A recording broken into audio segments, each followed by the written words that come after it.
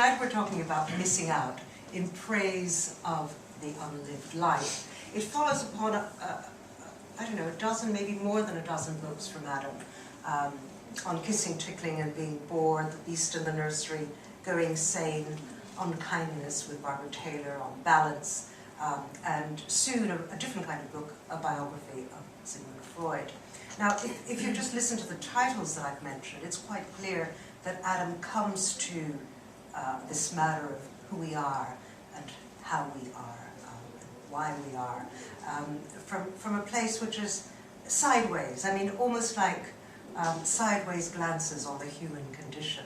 And I, who followed his work for a long time, I'm always sitting there with a great kind of aha experience, a great sense of surprise, because he's come at it again from a point of view that I hadn't considered or I hadn't thought about. So, Adam, my first question to you, and it can take the whole session to answer if you want to, is where do you find this way of seeing, which is somehow from, you know, every place but the center from which everybody else sees, in other words, away from our received ideas? How did missing out come to you? Well, you know, as anybody who writes knows, but actually one has no idea where these things come from. I don't try and look at things from an odd point of view, because these descriptions, which come from outside, as you look, are very odd. I mean, I'm glad that you have that experience. You can't hear. Is it actually? It doesn't sound mic'd up to me, actually. Did you hear me? Yes. Barely.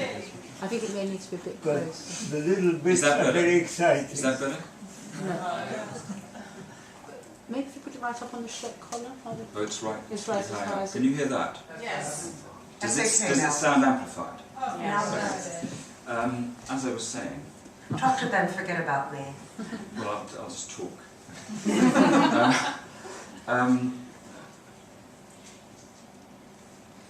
How do they come from your patients, no, from the world? the answer is I really don't know. I don't mean this is a disingenuous way. I really don't know.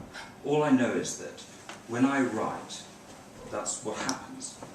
So that, for example, when you describe to me the effect of the writing, I have no idea about that unless someone tells me. Because when I'm doing it entirely for my own pleasure, in the first instance. In other words, the pleasure for me of writing is a bit like what you were saying. It's the pleasure of being able to think, but performed in writing. So that, for example, I don't think about my writing when I'm not doing it. I don't think about the subjects. The writing is what happens when I write. And in that sense, it is, for want of a better word, unconscious. It's uncalculated and unplanned, and I like doing it because it surprised me, because I can do it. But I do it entirely for the pleasure of doing it, because it isn't difficult for me. It's very, very easy. It's like automatic writing. But in doing it, obviously I'm surprised. I don't mean this is too self-aggrandizing, but I'm surprised what turns up. So I can read my books and really be quite interested in them and impressed by them. I do understand that. But do these organising titles or organising structures for the book come after the fact? Because, I mean, for example, in this book, in Missing Out, you've got, let me just get the section headings, 5 chapters really. One called On Frustration, on not getting it, on getting away, and on getting out, and finally on getting out of it, and finally on satisfaction. So it feels like there's a sequence there in which you've meditated on a particular set of ideas. Yes, there is a sequence, but the initial, it's very like what La Planche talks about, the enigmatic demand of the mother. What happens to me is, somebody asks me to give a talk, and the moment they've asked me, I have an idea for a talk, and then I write it. But it comes from a non-specific demand. It doesn't always and only come from a non-specific, it's often that way round. And then when the thing starts, it has its own momentum. So that I can see, looking at that book, that there is a logic to it. And of course, I put some thought into it, very, very little, consciously, so that I could see that it was beginning to be like a story, in a way, even though I'm also not very interested in stories, but something was evolving through the book. And so, you know, it didn't take much for it to think if it begins with frustration, it might end with satisfaction. And then there were the things in the middle. And it did seem to me like a book. But again, I would be it's very like a joke in the sense that I can't say to you, I'll tell you a good joke. I can tell you a joke, you'll tell me whether it's good. The writing's like that. I write it, and then they, or you, tell me what you think. I really like it. But I don't therefore assume anybody else will. I just think I'll have to find out. Well, I hope you're going to like this. We're going to tell you a little bit about it to start with, before we go on to other things. So this is a book about the lives we haven't led, or in a sense, in praise of the unlived life. And you say, I mean, you lead us to think about these doublings that we all live, that we all, you assume, we all have, and that will, I've got a very strange echo in my voice, which is why I'm pausing. It's my double, obviously, it's my unlived life speaking right now. In my unlived life, I'm always talking to Adam Phillips. But what, so these are lives that in some ways we want, we wish for, we daydream about, and we haven't managed to put into our actuality, our everydayness. And yet, what I'd like to understand from you, first of all, is how this pans out on a daily level. Can you give us an incident of it? And in a way it's easy. I mean, in this book, I sort of reinvent the wheel, which is, of course, worth inventing. But it's a very simple, it seems to me, a very simple idea, which is partly Freud's and partly Beyond's and partly those of other people's, which is that in order to desire, there has to be frustration. Out of frustration, desire comes. In the process of beginning to want something, one begins to have fantasies about what it might be. And of course, these fantasies, they have sources, they're constructed in a sense in the culture. But that we can't help but have, so insofar as we can bear it, some sort of what we think of as a mental life, a life going on in our minds. And this is on the one hand, if you believe the Freudian story, we're forever unconsciously formulating disguised pictures of our desire, and, again in this story, seeking refuges from these desires. But I'm assuming that it's need and want and desire driven, the project, for survival. So that's a simple sort of biological Darwinian point. These needs and desires, as they meet and clash with the external world, they are formed and deformed in that process. But what it means is we're always, consciously and unconsciously, imagining forms of satisfaction. And I think probably also imagining the end of the need for satisfaction. I mean, Jones's idea about a nice thing is really a good idea, about the fear and the wish for the death of desire. So on the one hand, there's a relentless project of wanting, and then there's an anxiety and a tremendous fear about this wanting. But the wanting produces fantasy. It formulates itself as representation. So that we're always, if you think of it as dreams or daydreams, the first stage, so to speak, is a fantasy. Then the question is, what happens to the fantasy in terms of shared reality? And it is inevitable and structural that, by definition, our needs cannot all be met. So the question is, what happens to unmet need? And in a sense, that's partly what the book is about. Now you might think that's what the future is for, unmet need. That's the place where it might be met or approximated. Or that's the place where it fails. But we can't help but be future-oriented because we're looking forward to what we want. And growing up is a process. It's a twofold process, at least in Freud's story. On the one hand, of getting a realistic sense of what it is we can and should want. But also, that very realistic sense is a preemptive strike against possibility. Because actually, we never know what's possible. And so the Emersonian version of Freudian unconscious is, we never know what's possible. And the Freudian version is, we actually have got some idea what's possible, and it's quite limited. And the Darwinian idea? Well, I think the Darwinian idea, in a weird way, is a mixture. Because in my understanding of this, we are given adaptation. I mean, if adaptation, survival, with a view to the possibility of reproduction is the Darwinian story, Freud, in a way, is producing a counter-story, or a parallel story, in which Freud says, not only do we want to survive, we also want to die. It's the death instinct. Not only do we want to reproduce, but we don't want to reproduce. The sex is in the service of other things. So it's like Freud as a complement to Darwin. In the Darwinian story, it seems to me, everything has to be understood in terms of adaptation. So, for example, this is rather crude, but a Darwinian version of a daydream would say, we daydream to make our frustration bearable. In other words, this is the way that we adapt to scarcity. Because what Darwin and Freud put in the centre of the picture, which makes them so interesting and realistic, is they both believe in scarcity. Different versions of it, but in scarcity. So scarcity is the regulative fiction in the middle of it, or it's not a fiction. That's what makes them Victorians, isn't it? It is, yeah, it is. And scarcity, it must be reactive to scarcity, but fantasy is generated.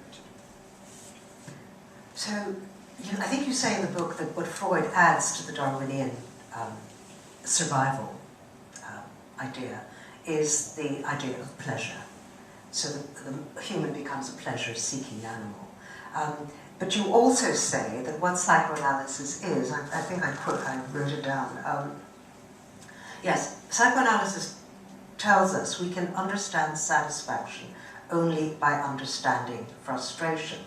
And what psychoanalysis is about helping us to that understanding. I mean, the actual psychotherapeutic project is about. Can you elaborate on that? Yeah, I can. I mean, in a way, it should predate, in a way, psychotherapy, in the sense that I really think frustration should be taught in schools, say. I think children really know a lot about it. The only thing they don't have is an elaborate cultural language to represent it. So I really think it would be a useful thing to teach in schools. And it's not presented as a good, whereas you, in this book, Yes. counterintuitively are presenting frustration Yes. as the fundamental good. Yes, and my assumption in the book is that not being able to bear frustration, the consequence of not being able to bear frustration is the impossibility of satisfaction. That only in states of frustration can we begin to imagine what it is we might want and find out. All right, give us this picture from childhood on. I mean, we can see it in the babe at breast. I mean, you know, frustration is already built into the fact that mother isn't ever present and you'll have to be weaned. But what happens after that? I mean, what happens in adolescence? Well, let's start there. Okay, sorry. Let's imagine a simple situation in which the child, I mean, I'm sure everybody in the room knows the story, but the child waits too long with the mother.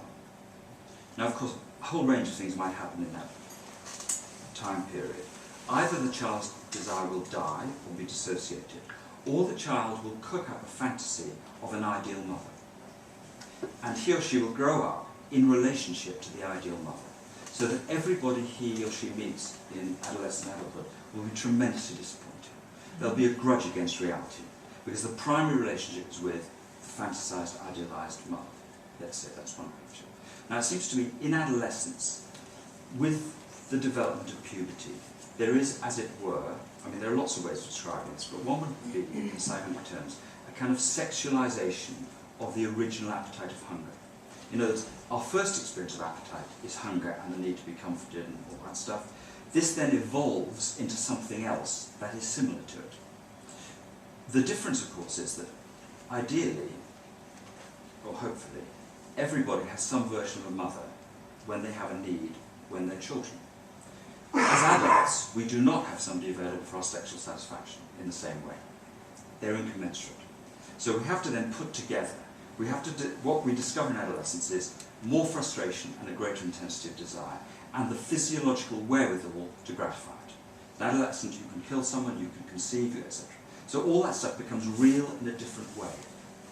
And so the adolescents then are very, very dependent on the adults to contain, guide, frustrate, etc., this new flourishing desire. And it seems to me the important bit of this is that the adolescents are not merely killjoys, that there is a promise acknowledged, it's an open promise. In other words, the adolescent actually doesn't know what's possible, and neither do his parents. So that authority here is very, very ambiguous. Because on the one hand it says, on the basis of my experience, this is what I think you can genuinely look forward to. But who can say? Later on in the book, and I'm not going to shuffle papers and try and find out which section it's in, but it somehow seems to pertain here, you talk about the relationship of pornography to frustration and satisfaction. I think it might be in the chapter on satisfaction. I don't know whether you want to leap into that now, but I suddenly had this image as you were talking about the adolescent. Well, yeah, there's a simple point in this, which is that the culture preempts frustration. And that may be one of the things culture is for, as obviously to make frustration bearable. But it seems to me, in the kind of culture we live in, which in adolescent terms might be called capitalist consumer culture, we are all the time being encouraged to believe that what we want is available and quite quickly available. So that the moment I might feel an unease about wanting something, I can immediately say, have a bar of chocolate, or make a phone call, have a bath. Now it seems to me education should be in the direction of creating a gap, not because it's good to be frustrated, but because it's good to be satisfied. And you know if you have 10 bars of chocolate, you won't be satisfied. But the degrees of satisfaction really do matter. So the risk is of growing up in a culture that fobs you off with fake satisfaction.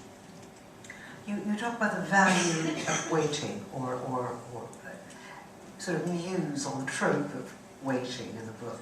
And that's part of this picture too, isn't it? That waiting is built into both frustration and the importance of frustration, of getting it, and then satisfaction later on. So the instant gratification, which is the kind of babble, psychobabble that we have around this, how does that play in? Well, I don't want to knock instant gratification, because it can be very, very, very gratifying. But the point is that there's a range here of gratifications. A friend of mine once said to me, people who are good at waiting are only good at waiting because they've got nothing better to do. So I think we need to put that in the picture. And adolescents are not good at waiting. No, and it may not be a great thing to be good at. I mean, it seems to me we have both options here. One is, it's terrible to be very good at waiting, and it's very, very good. And it depends on the circumstance and the situation. But the advantage of waiting are the pleasures of imagination, the pleasures of longing, the pleasures of actually being able to, as it were, cook up and elaborate. So, like Winnicott said, the imaginative elaboration of physical function. Without imaginative elaboration, sometimes it's not satisfying enough. And the only reason all this matters is because if there isn't sufficient satisfaction, life becomes futile. I mean, Freud is engaged in working out what satisfactions will sustain secular modern people. In other words, go on making them feel that it's worth it. Because it's clear to Freud, as is everybody over the age of 40, that it's not obvious that it is worth it. And that's what psychoanalysis is investigating. What, if anything, makes it worth it? Well, it's got to be some form of satisfaction. Okay, before we get to the satisfaction, there's all these ways of avoiding frustration, or doing different things with it. And one of the ways you talk about this is by going into tragedy. And the sections of the book are, the first ones in any case, are divided up through Shakespeare's great tragedies. In the first one, On Not Getting It, you have, is it Othello, the first one? King Lear. King Lear, sorry. King Lear doesn't get it because Cordelia doesn't get it. Nobody knows what the other is saying, and nobody is in on the joke. And the analogy you use is a Freud's joke. And at first I was a little bit, is this right? Can this actually hold the apparatus of tragedy? But you make it do that. So how does that work? Why is it useful to get it or not get it? What does it mean to us? Well, it's a big question, I know, sorry. Tragedies are interesting in this regard because they're about thwarted, catastrophic projects of wanting. At the beginning of all these tragedies, people want something. And the tragic hero believes this is entirely doable. We can find who did X. I can make my daughter love me. I can have my wife to myself. All this stuff. So they begin in a very fundamental situation in which the hero wants something and thinks he knows what he wants. And the way he goes about wanting it creates havoc. So that they're therefore useful, these plays. I mean, apart from being wonderful, they're also useful. So that it seemed to me, although I didn't think of it like this, a way into the question, because what I want to do in this book is to take the tragedy out of wanting, obviously. Because I think tragedy, in some ways, is silly. It's self-aggrandizing, and there's a melodrama in it. I would prefer a comedy of wanting. And so this book, I think, is on the side of that. So this book is saying to us, actually, our profoundest experiences are not in tragedies. They're in comedies. I want to persuade you of this. But the tragedies are very, very revealing about poor forms of wanting. And poor forms of wanting are vengeful. That's the point. Frustration leads to vengeance. Vengeance leads to killing and killing. So that's the gist of it, I think. But you also seem to want to say that tragedies, the tragedy of tragedy, is that the hero moves into action too quickly. Yeah. And knows ahead of time what will satisfy him. And that to me is absolutely fascinating. I mean, is it the case? It's almost like a kind of neuroscientific looking at the brain where, you know, part of you knows beforehand what it is that you want. And then the action happens a few seconds later. Or in Hamlet's case, you put it off and much later. In Othello's too, because you've got to find the truth. But nonetheless, tragedy is about knowing what you want and, in a sense, getting it. Yeah. There are two bits. There's the knowing and there's the exactly. Now, the knowing bit is, it seems to me, the tyranny, or what some psychologists call a perverse state of mind, is the tyranny in which one knows exactly what one wants and must force the world to provide it. Now, exactly is the wrong word for wanting. So this book, insofar as I can tell, is on the side of approximations and a various world. But when I know exactly what I want, it's because I can't bear to work out what I want, and I'm not open to, if there's not genuine open exchange. Because I think real, it's a terrible way to talk, but real wanting is finding without seeking. You see what I mean?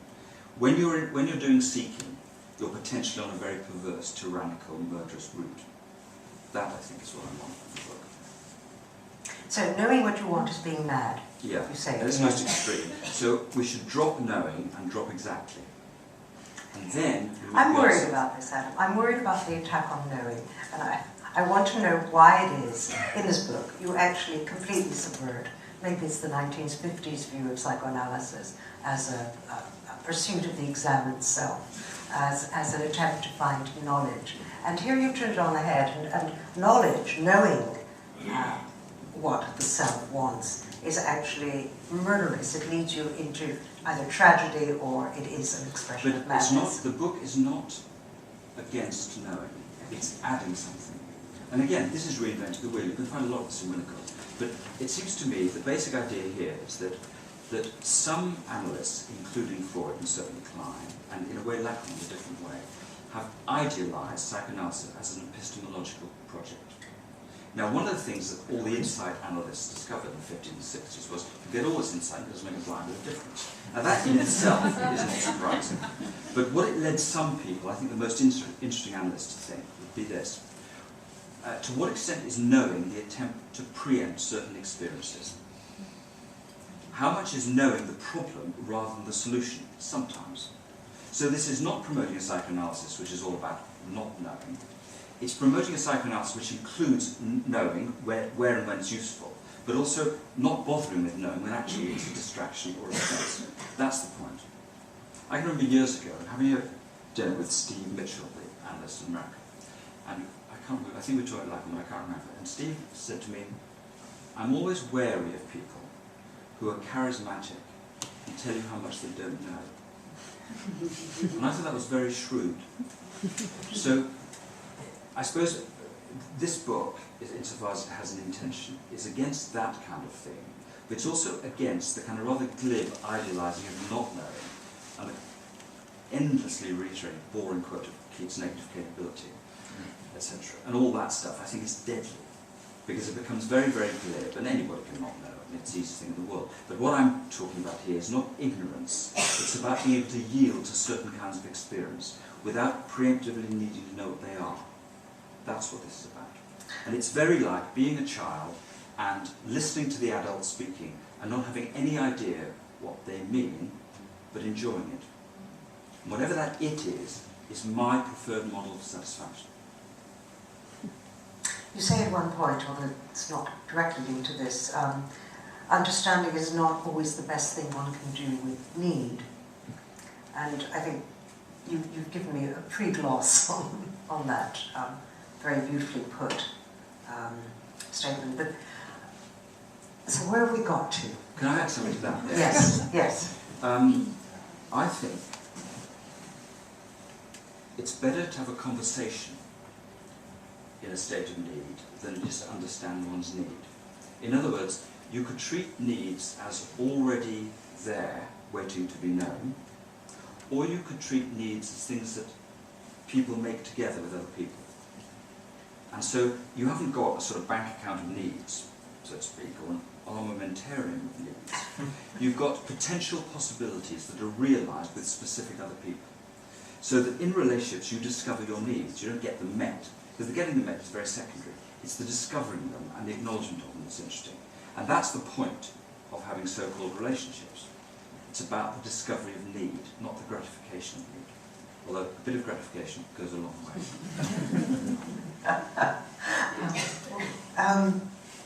So, in the chapter on getting away with it, you talk about, I think this leads, I think we're leading to here, you talk about Lacan's obscene superego and the kind of brutal authority that actually monitors everything, and including our thoughts. And I wanted you to elaborate a bit on that in relationship again to this idea of understanding and knowledge. That's a good link, because this superego that Lacan's talking about is a great knower. He, it, she, it knows. Never a she. It knows. It knows who you should and shouldn't be, in an absolute sense. Now that knowledge is actually impossible. Where could it possibly come from? That's what makes it obscene, because it is omniscient. It's an essentialist. It's telling you who you are and therefore telling you who you're not. So whenever that's happening, you can be sure it isn't true. And that would be the rule of thumb. That tyrannical voice has to be at minimum ironized and at best discussed. So give me an example of somebody who goes to see your patient and how that obscene superego plays into... Well, it seems to me this is a very ordinary, we don't even have to go there, it's a very ordinary experience that people will feel there are pleasures that they might be quite aware of that they feel they can't risk. And that's in a way all we're talking about. We're talking about risk. We're talking about the risks that one is drawn to and the risks that feel, for whatever reason, absolutely impossible. So whenever impossibility turns up in the picture, you can be sure there's strong desire and a savage superego. Because actually, you have to discover whether things are impossible, you don't know beforehand.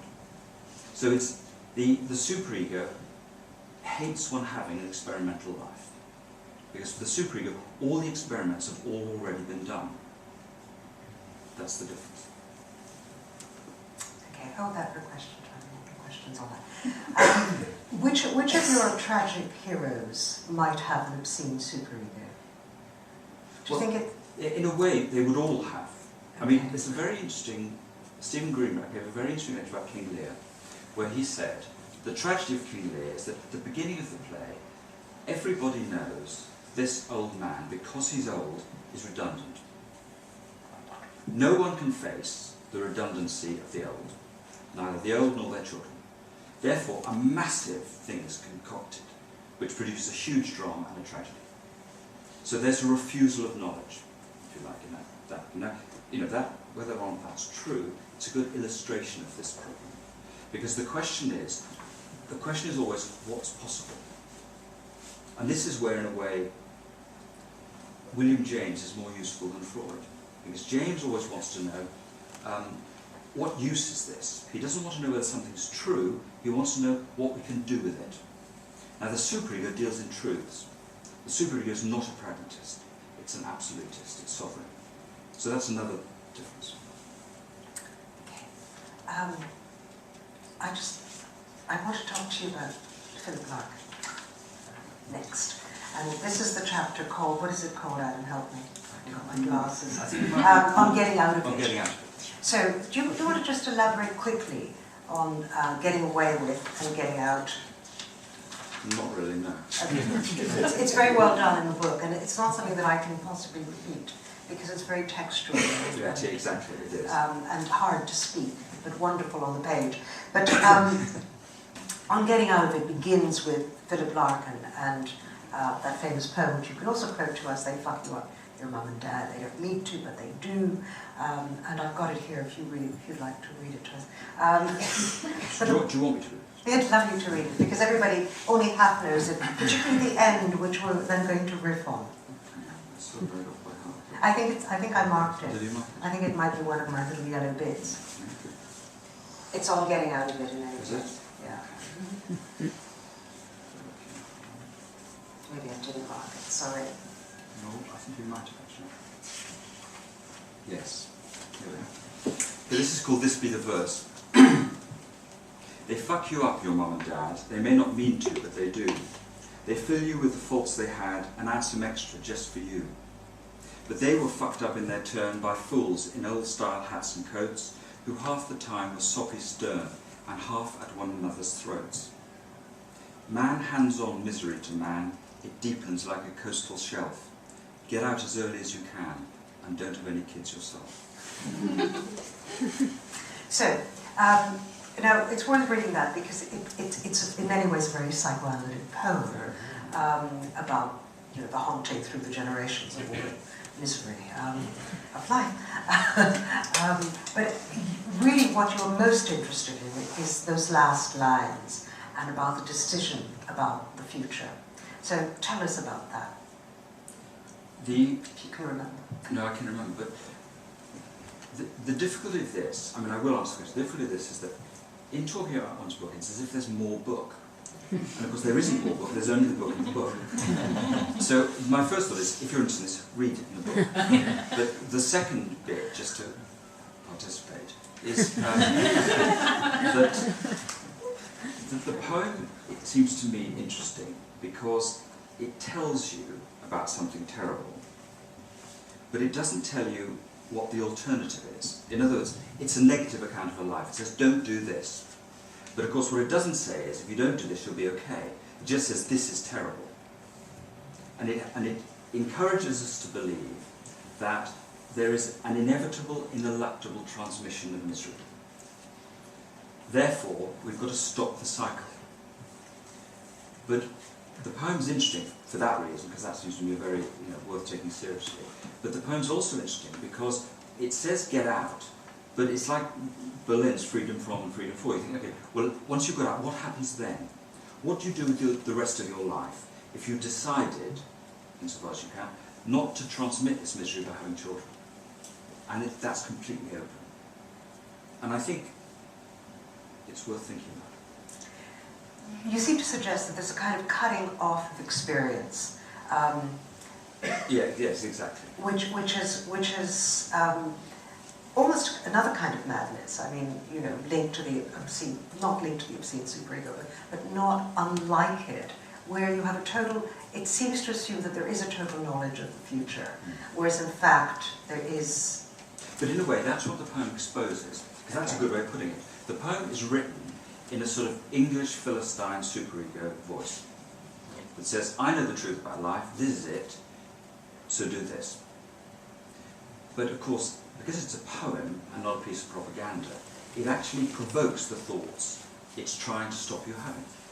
And that's the difference. That's what makes it not a superego poem, because actually it's so subtle in its way that you find yourself wondering about all sorts of things, like, for example, coastal shelves.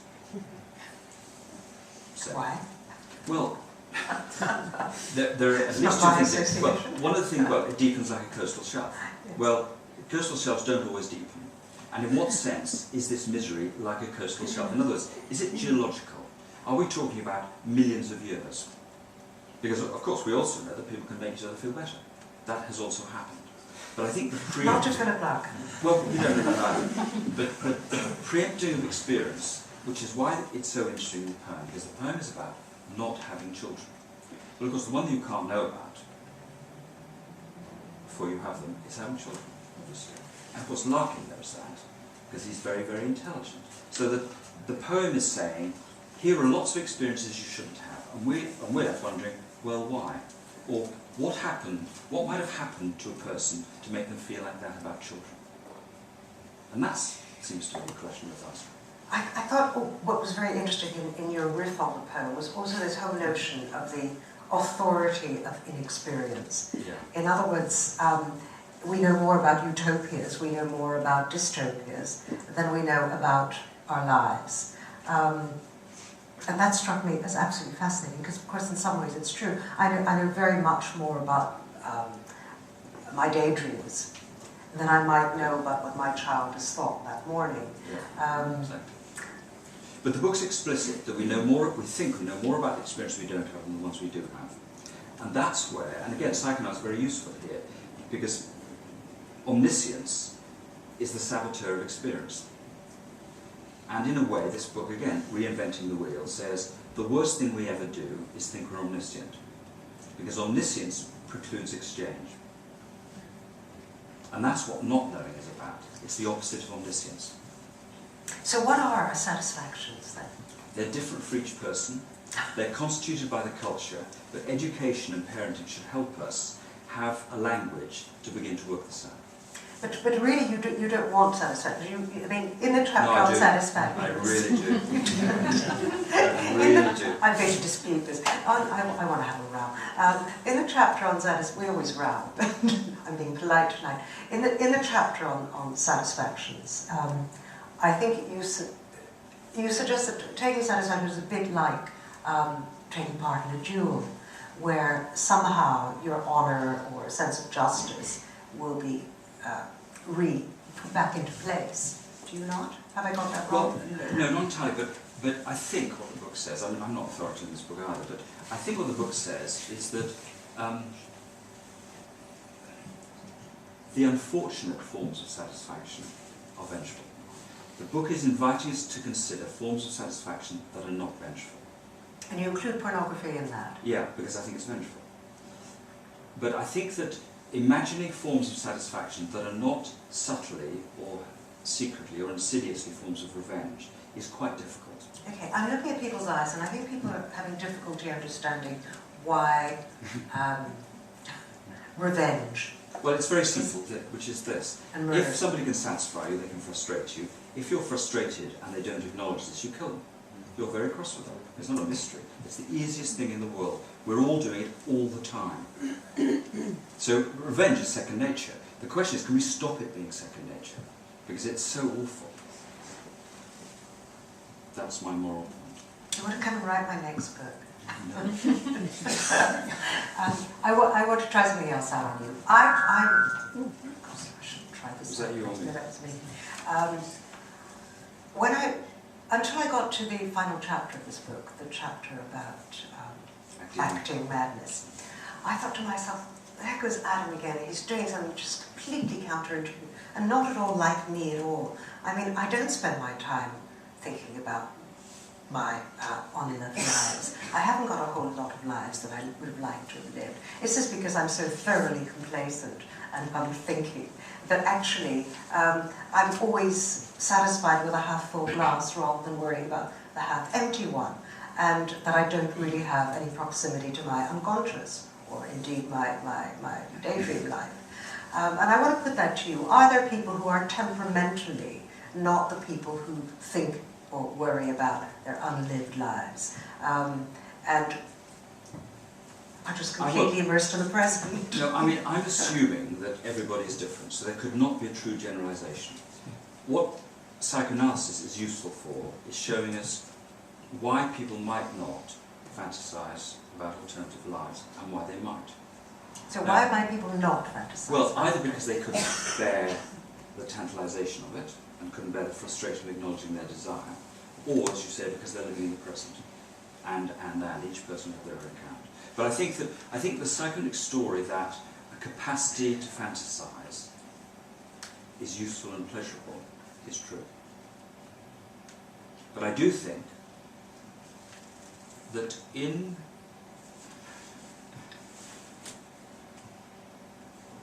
it's possible to imagine a life in which one is no longer at all interested in oneself. And that is a life without fantasy.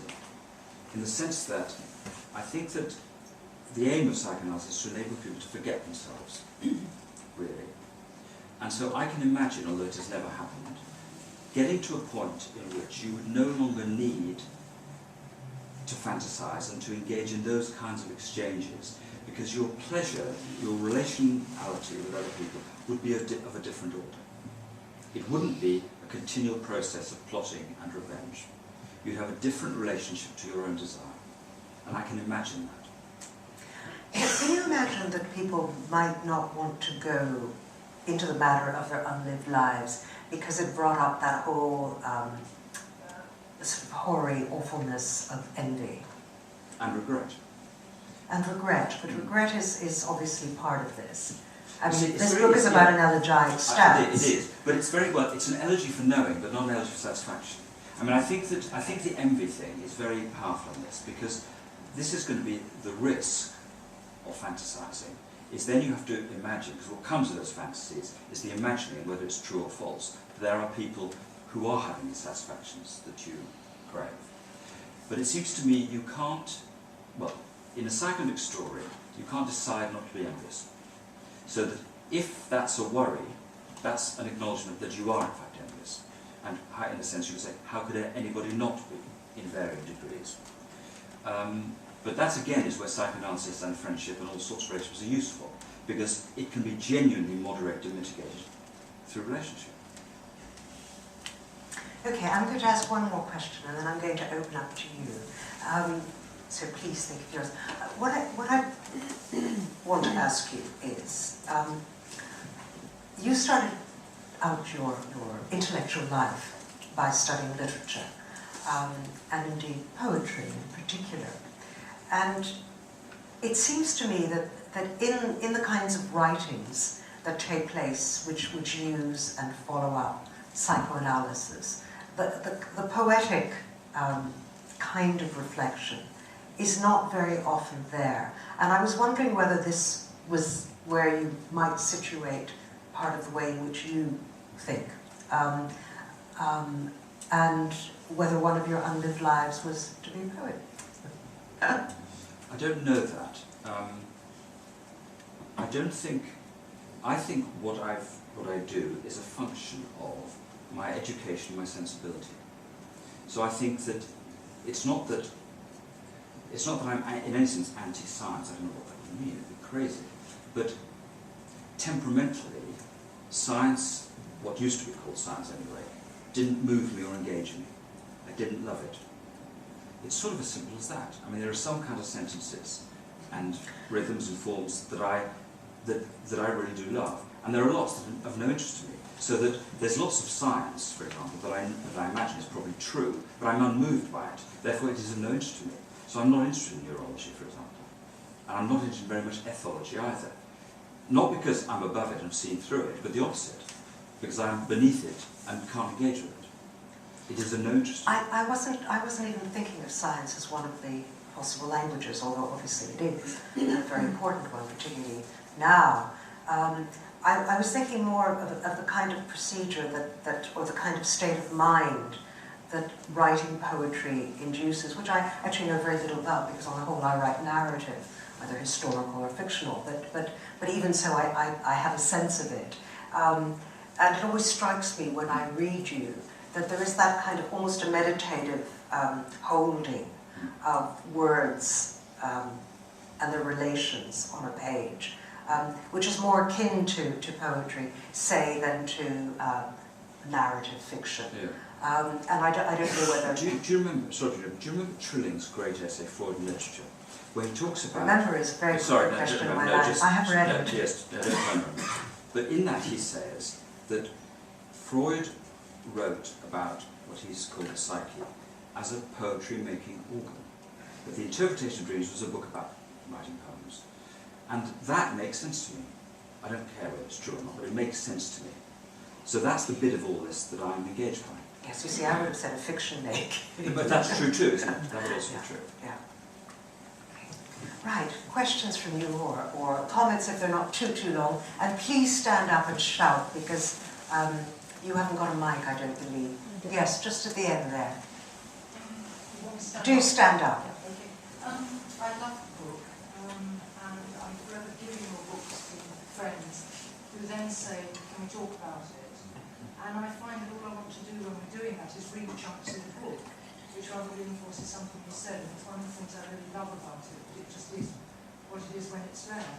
The bit I loved best was the last chapter on acting madness.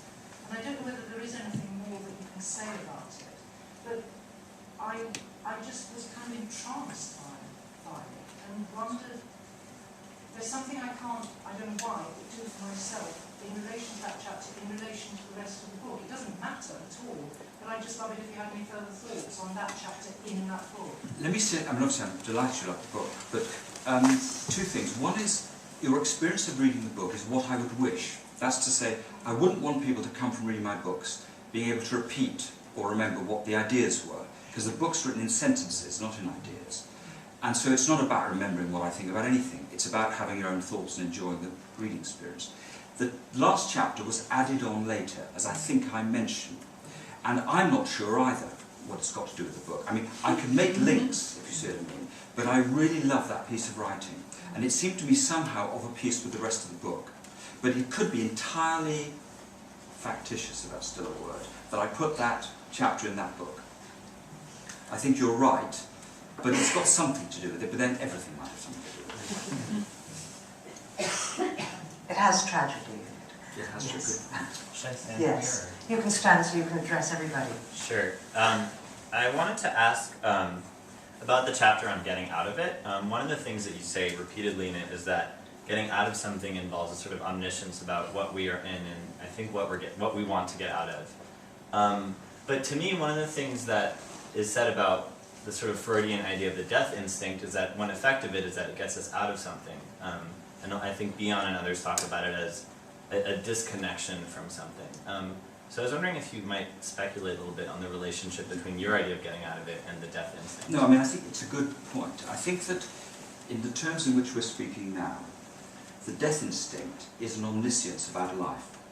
In other words, it says it's not worth living. It says it needs to be destroyed. Well, that seems to me to be an open question. So in this internal democracy that I'm proposing here, the so-called death instinct, if you believe in it, is going to be the part of the self akin to the superego that knows exactly what life is like, i.e. to be destroyed. And it would seem to me that's worth wondering about. You might end up believing it, but you may not, and you may want to find out. So it is an all-knowing instinct, it's not a more primal. Well, anything, or any part of oneself that claims to know what life is really like is lying to us. Because life isn't really like anything, and you couldn't know it. Yes, just stand up. I enjoyed the book as well, and I just wanted to ask whether the idea of knowing is problematic, whether it's only tragic or it's only destructive. The example you give with Othello, if you, for example, if you want to know another person, if that's only problematic if you are looking at that person as a potential object that you want to internalise, or whether that's the only solution to that not being problematic is to get out of it. Yeah, I mean, I think that, in a way, that's the question. I mean, internalise, I don't know if you mean the sense of incorporate because it's beyond your control, but my thought about this would be that in this version of knowledge, the attempt is to understand a person such that one will no longer desire them and depend upon them, as though knowledge could get you out of dependence and desire. So that, and again, I mean, Proust is the most interesting person I've read, as I'm sure you know, but in The Prisoner, Proust, the narrator, describes an attempt to literally imprison an object of desire, to have the fancy of knowing everything about her, such that she will no longer have power over him. But of course the power she has over him is her enigmatic nature to him. Because of course you can never know somebody, it's impossible to know what that would be. But the project is addictive, because it's unsatisfiable. And so I think the book is about... Even in death. Even in death, or particularly in death. So that, you know, this is why murder wouldn't work. You would keep them alive so they're still knowable. But I think in this story, it's a question of what you're using knowing to do. And it seems to me lots of forms of knowing are actually attempts to detach oneself from one's need for the world. See what I mean? So that because we can't be made of something that the world isn't made of, because we're not outside it. So we're of a piece with the world. But in these omniscient fantasies, we attempt to separate ourselves off as self-sufficient and not of the same kind as others. And once you're doing that, you're trying to kill the world. And you can't do that. You can't live like that. It's impossible. You also talk very well about knowledge as a defence. I don't know that. Yeah. Sure, now I'm cross-eyed, so you don't know who I'm looking at, but I'm looking at you. This is a very vague question. I haven't read your book. Can you speak up so others can hear you as well? This is a very vague question because I haven't read the book. But it involves something that interests me, because where does creativity come to play in your book? Because creativity seems to be all about not knowing and understanding the importance of not knowing. So, but yet artists aren't necessarily all sane or any of those things, but they're not, but it's this, I'm just wondering if you dealt with the notion of creativity and any of these chapters. Because the whole journey of creativity is not knowing and in trying to investigate something. Well, hopefully I don't use that word, creativity. But the book, in a sense, is all about what I think you're talking about. In the sense of that imaginative activity is the consequence of frustration. That's, in this story that I'm peddling here, that's where it comes from. So what is called creativity is whatever we make of what we desire, how we elaborate it. So in a way I could say to you, that's all the book is about. It's about what we can make of what we're given. Why is creativity a word that you Because the word doesn't work for me, because it implies there's a creator. Because of its religious association. I'm not saying it's your association, but it's mine. Because in my book there isn't a creator, and that thinking of it like that is misleading. But I'm not saying that's So yours. what is the word you use? I wouldn't use one. I mean, I just talk about all the ways in which people make things. Imagination creeps in once, I think. Yeah, no, it's okay. But I understand, I have this problem with the word creativity as well, because I grew up at a time when it only applied to advertising, and although I have nothing particularly against advertising, but the only place that had creative departments were advertising firms, like in Mad Men, really. Well, the trouble is it implies a hierarchy. I think everybody's equally creative, just that everybody's equally intelligent. Any more questions? Yes. I believe this might be an extra textual question. I was very interested in this idea. You said that you thought frustration, or coping with frustration, should be taught in schools. And I wonder to what extent you think the entire social aspect of education for children is an education in learning to experience frustration insofar as their needs are not immediately met as they fit into a structure, and in terms of their relationship with their peers. Exactly, that's a version, I think, of what I was saying, which is that because that's what growing up is learning about frustration, therefore, it seems to me quite important that children have access, and of course you could say, well, that's what all education is, but the children have access to useful languages and representations of what frustration might be, and also to the adults giving an alluring, exciting, intriguing, interesting picture of frustration, not as something that is merely to be borne or tolerated or endured. But I think you're right, it's all about frustration. What else could it be about? It's terrible that it's such a difficult word, and I think the history of the word frustration and the things that have been attributed to it don't serve the project well. Because, of course, it was a kind of therapeutic word, you know, frustrated housewives, and that whole history of 50s frustration, which people thought had been broken through in the 60s, and to attempt to kind of bring it in through this interesting back door, although what fills the word is really interesting. It is, but it doesn't But sound the word nice. itself is a word that has, for me, a lot of negative associations, many of which have come from the therapy industries. Yeah. So I don't know if anybody else has that. I mean, a lack of satisfaction is better than a frustration, but a frustration is a much more active sense. Yeah, it is. Yeah, it is. So it's not a lack. No, it's not a lack. Questions? Yes, right at the back. You mentioned that without sufficient satisfaction. Could you stand up because we can't hear you? Without sufficient satisfaction, life is futile. Are there people who are not sufficiently satisfied, and what happens to them? Are there people who... Who are not sufficiently satisfied, and how do they come to terms with that? Well, the risk is, I think, that I mean, there are loads of people who are not sufficiently satisfied, but the risk is that they become politically quiescent. That because there's no confidence in political life, it becomes dissociated depression and a kind of embittered endurance, or stoicism or something.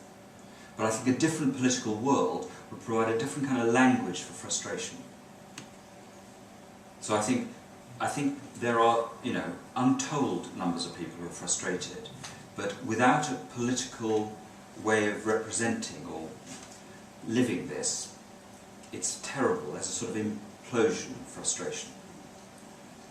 And would that cover the people that take their own lives that are suicidal? Do you think that's because they cannot take sufficient satisfaction? Well, you can't generalise, I know you know this, but you can't generalise about that, because sometimes people want to kill off the part of themselves that is suffering. Sometimes people want to kill off something in themselves and they don't know what it is, but they end up having to kill the whole thing. But I think it must surely be one of the reasons for suicide is something unbearable, something that hasn't been met or recognised or acknowledged.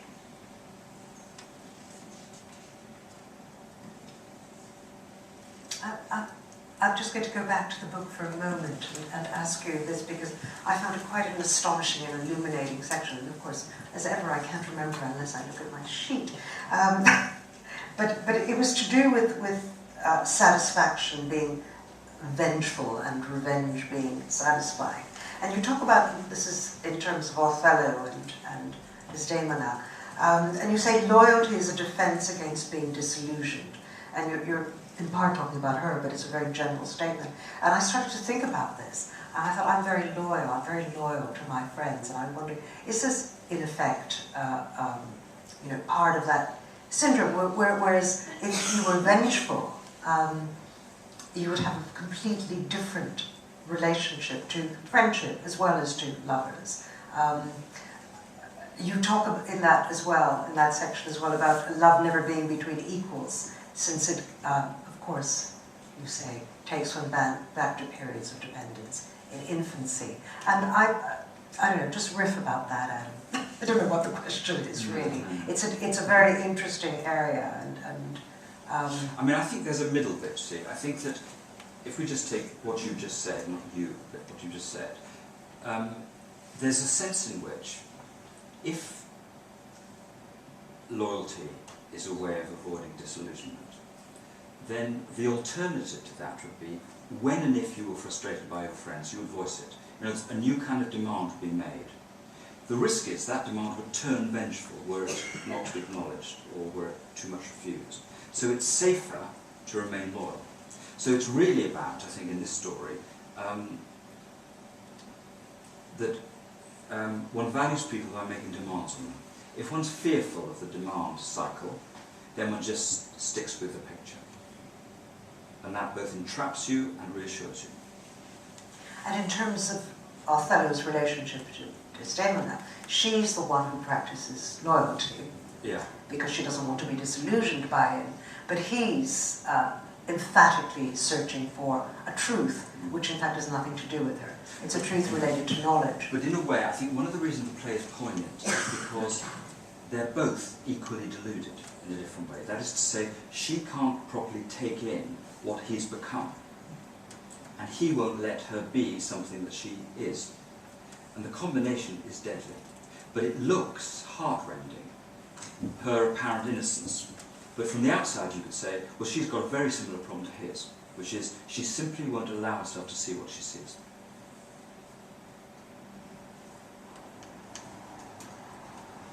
Any more questions? Because if not, I'm going to ask Adam one last one, and then I will let him go to sign books for you. I wanted to ask you really about where you are now and working on Freud biography, and whether that's a kind of project that really excites you in terms of the writing of it, and what it is that excites you about it. It really doesn't excite me, because it's the kind of work I hate doing. But, because there are facts in it, because obviously I can't make it up. So there's that. But the bit that excites me is trying to write a biography of Freud that incorporates Freud's misgivings about writing biography. That really does interest me. So it's a combination. But I find it very, very difficult to get down to doing it, because it involves what I think people call research. Research is the last thing on earth I want to do. I want to read, but I don't want to do research.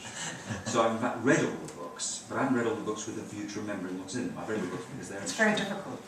Well, it's almost impossible for me to do that. So that's a short answer, but of course, it's a very interesting life, partly because so little happens in it. Except the trip here. Okay, well, thank you so much for that, Adam, and I'm going to go and live out my missed lives now, my unlived life, and you're all going to give Adam a big hand and then trundle downstairs.